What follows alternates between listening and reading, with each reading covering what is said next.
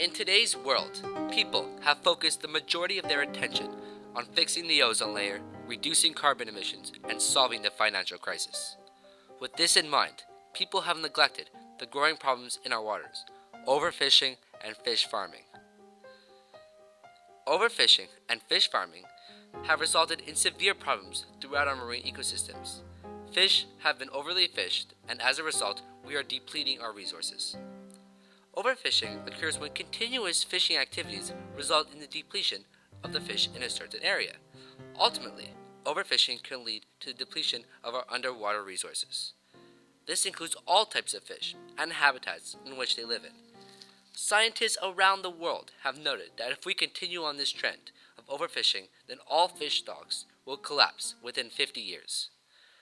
Since the early 1950s until now, fish food production has grown approximately 8% annually. Not only does overfishing affect our waters, it also affects our economy.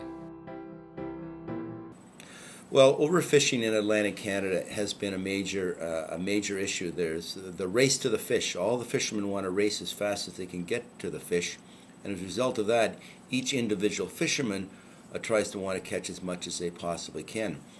Restrictions like the 200-mile limit regulation has not been that effective over time. And we've also found there's been foreign overfishing, there's been impact of the seals eating fish, climate change has affected the fishery. So it's a complex ecological system that's been adjusted, and we need to take measures to ensure that there are sustainable fishing practices and fishing methods on the Grand Banks and in Atlantic Canada. And that will require some restrictions and some of reducing the appetite and greed that exists in the fishery today. Due to overly depleted fish populations, commercial fishing now needs government assistance in order to complete their objectives. Due to overfishing, many deep-sea fish, such as orange rugi, the Patagonian, the toothfish, and the sablefish, are in extreme danger. In Newfoundland, Canada, the collapse of the cod fishery is just an example of the consequences of overfishing. As a result, overfishing has depleted our waters and has sent our marine ecosystems into a state of panic.